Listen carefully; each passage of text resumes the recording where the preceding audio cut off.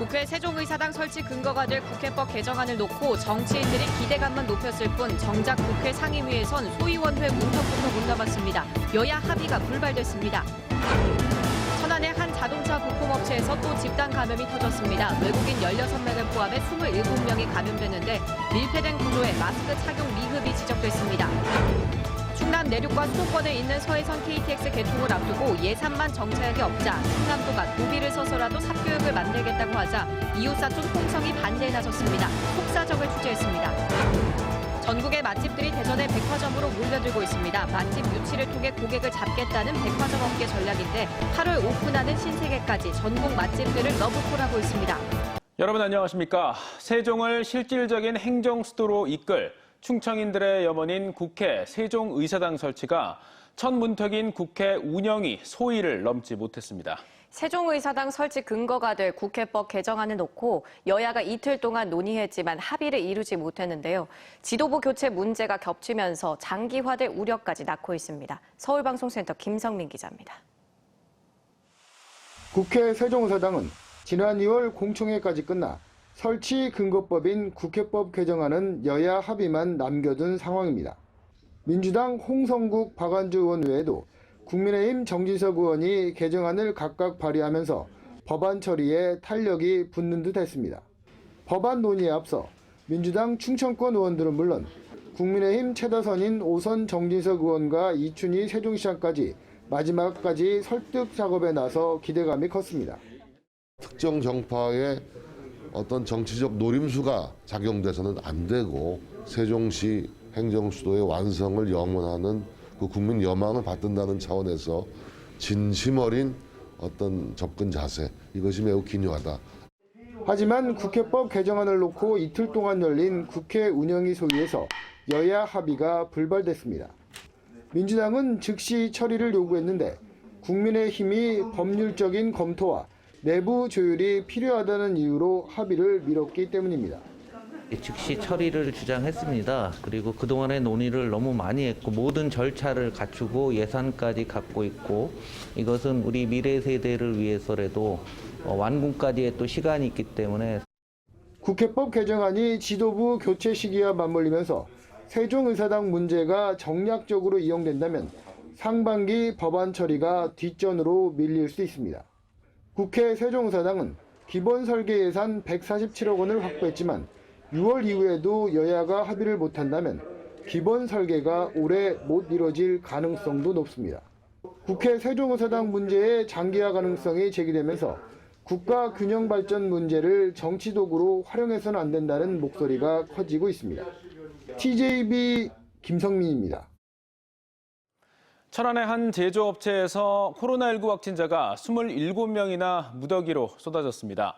밀폐, 밀집, 밀접, 산밀 환경이 원인인데 내부가 밀폐된 구조였다는 게 역학조사 결과 밝혀졌습니다.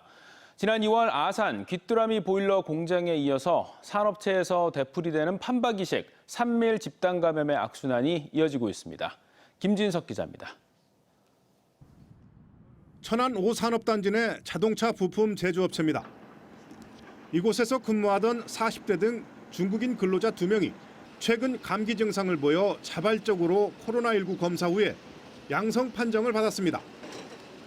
즉시 전체 직원 117명에 대해 전수조사가 진행됐는데 25명이 추가 확진되면서 확진자는 총 27명으로 늘었습니다. 확진자들은 중국인 7명, 캄보디아인 7명 등 외국인이 16명이고 기숙사에 머물러 왔습니다. 천안시 방역당국은 해당 기업체가 위치한 산업단지 내 이동 선별진료소를 설치하고 2,100여 명 근로자에 대한 전수조사를 벌이고 있습니다. 또한 감염 경로 파악을 위해 역학조사원 30명을 긴급 투입하고 확진자들의 이동 동선과 접촉자 등을 파악 중입니다. 집단 감염의 발생 원인으로 마스크 착용 미흡과 산밀 환경 등에 의한 직장 내 확산으로 추정하고 있습니다. 기본적으로 이제 작업장이 이제 밀폐도가 좀 높은 거로 나타났고요.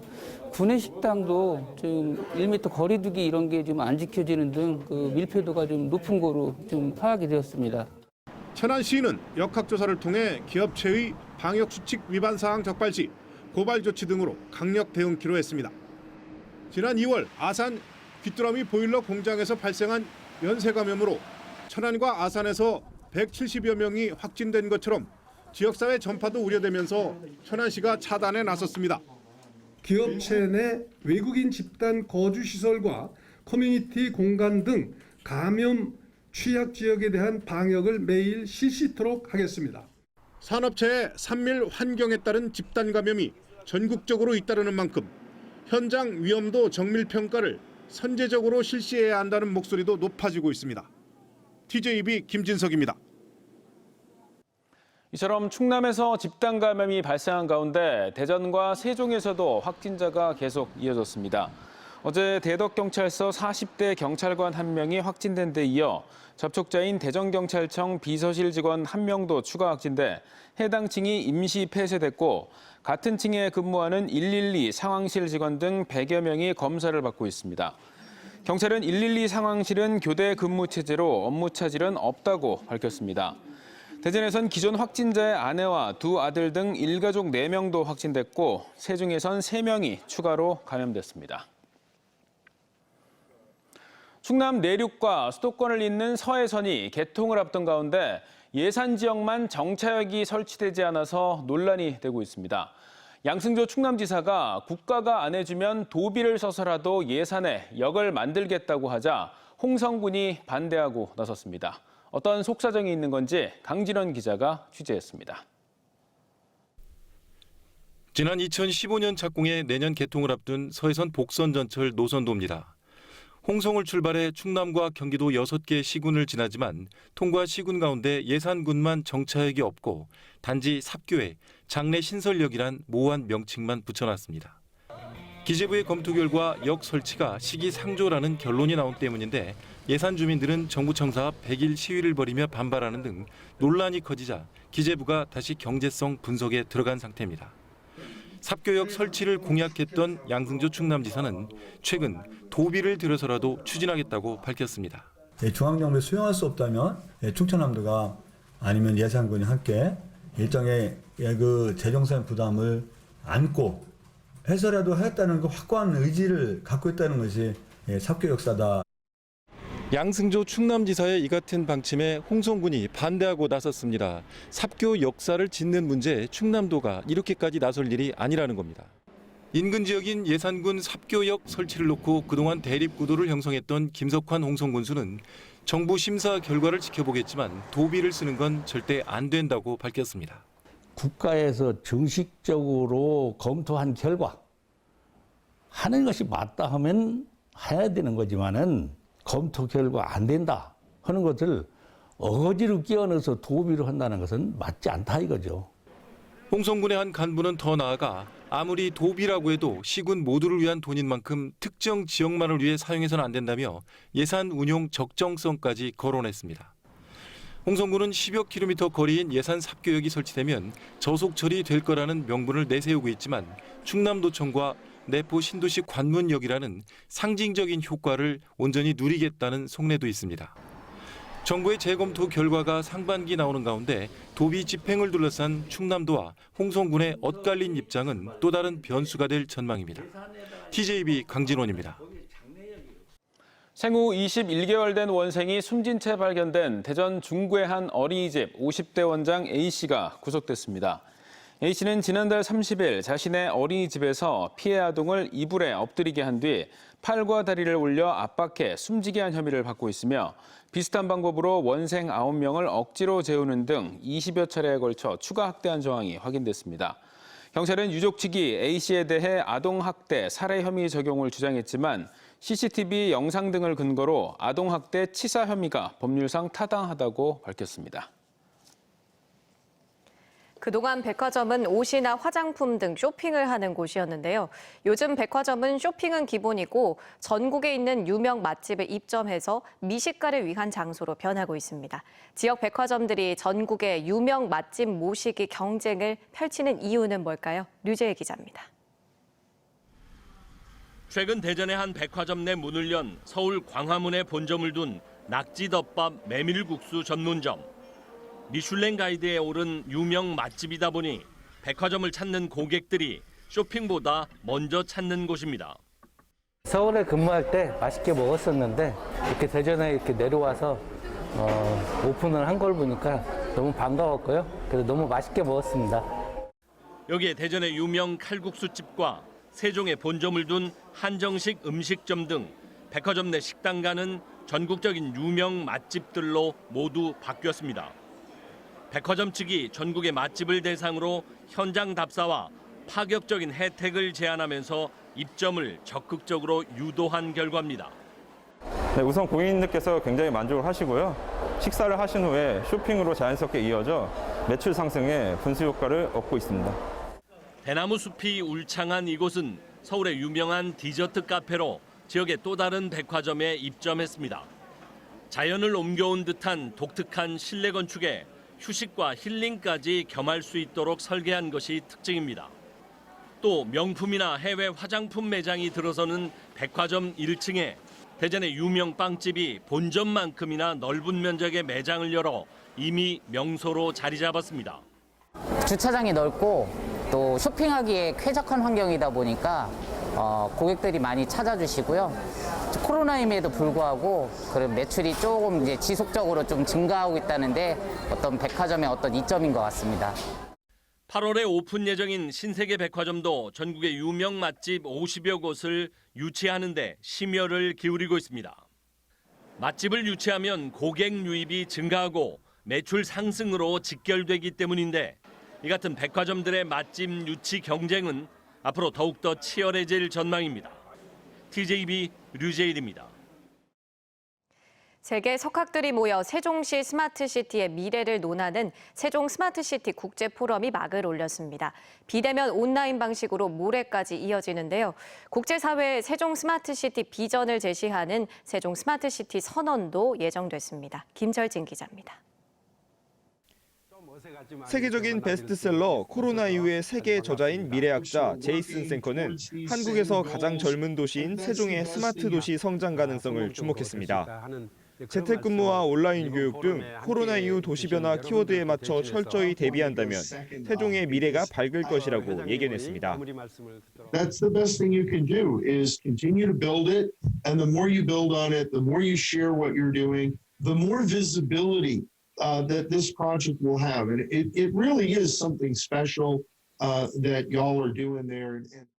제이슨 생커와 카이스트 정재승 교수 등 세계적인 석학들이 스마트 시티의 미래를 논하는 세종 스마트 시티 국제 포럼이 온라인 비대면 방식으로 막을 올렸습니다.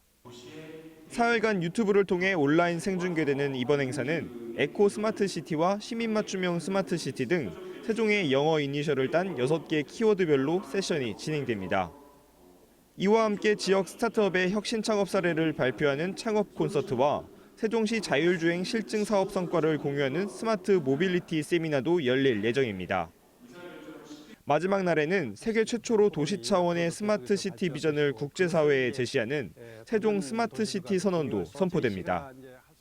AI라든지 빅데이터라든지 이런 4차 산업 기술을 활용을 해서 이 도시 문제를 해결하는 것이 바로 스마트 시티다 하는 그런 내용들을 담아서 스마트 도시에 관한 세종 선언을 발표할 예정으로 있습니다. 아울러 스마트 시티 국가시범 도시인 세종에서 열리는 이번 포럼이 막연하고 어렵게만 느껴졌던 스마트 시티 개념을 보다 쉽고 명쾌하게 이해하는 계기가 될 것으로 기대됩니다. TJB 김철진입니다.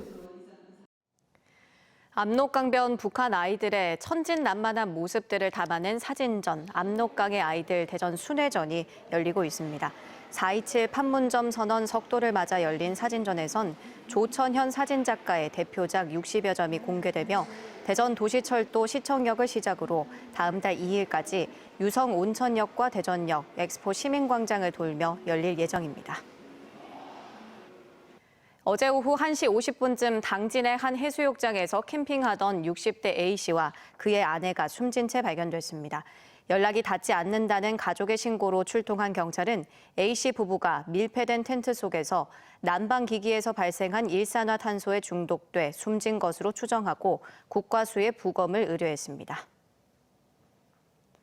다른 학교의 온라인 화상 수험방에 접속해서 음란 행위를 한 10대가 징역형 집행유예를 선고받았습니다. 10대 후반인 A군은 지난해 코로나19로 원격 수업을 하던 광주의 한 고등학교 온라인 화상 수업방에 들어가 성기를 노출해 정보통신망 침해 등의 혐의로 기소됐습니다. 법원은 A군에게 징역 1년 6월에 집행유예 3년을 선고하고 40시간 성폭력 치료 프로그램 이수 등도 명령했습니다. 대전시 교육청이 교육공무원 450여 명을 대상으로 공연형 청렴교육인 청렴라이브를 실시했습니다. 판소리와 샌드아트 등 다양한 교육 콘텐츠를 활용해 콘서트 형식의 청렴교육이 온 오프라인으로 시행돼 관심을 모았습니다. 아산시는 코로나19 예방 및 확산 방지를 위해 코로나19 증상자 진단검사 행정명령을 발령했습니다. 행정명령에 따라 아산 시민과 거주자는 의료기관과 약국에서 의사, 약사로부터 코로나19 검사를 권고받은 경우 48시간 이내 코로나19 검사를 받아야 합니다. 진단검사 권고에 불응하고 코로나19에 감염되면 200만 원 이하의 벌금을 물을 수 있으며 감염이 확산돼 발생하는 모든 방역 비용에 대해 구상권이 청구될 수 있습니다. 충남교육청이 올해 지방공무원 임용시험 원서를 접수한 결과 평균 12대 1의 경쟁률을 나타냈습니다. 9개 직렬에서 모두 183명을 선발할 예정으로 9급 보건직이 16대 1로 경쟁률이 가장 높았고 145명을 뽑는 교육행정 일반 9급은 13.2대 1의 경쟁률을 나타냈습니다. 전체 응시자의 64.4%는 여성으로 필기시험은 6월 5일 치러집니다.